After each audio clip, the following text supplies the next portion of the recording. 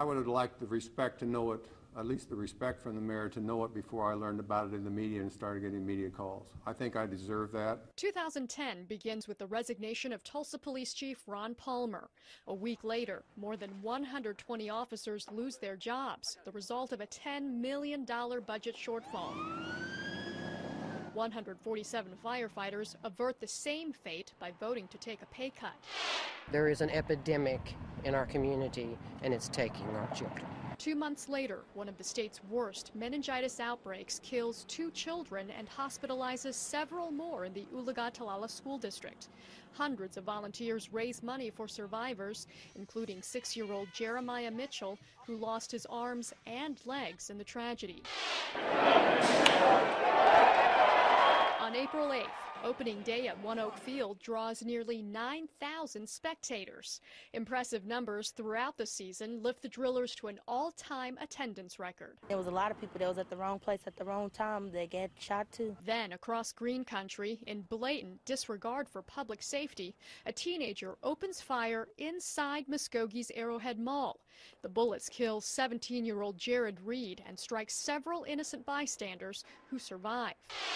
In May, Tulsa police arrest the man they say is the mastermind behind businessman Neil Sweeney's murder.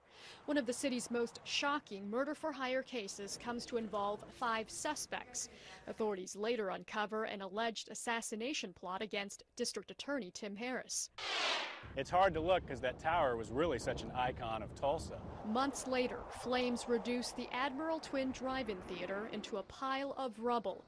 A relic of the 1950s becomes another victim of relentless time. It's a huge part of our childhood, and I know when I have children, I'd like to bring them here, but I don't know if it's going to be possible now. The mayor and Mr. Simonson are not going to be found guilty, but they're not going to be vindicated either. Also, an attempt to prosecute the mayor and his chief of staff comes to an end.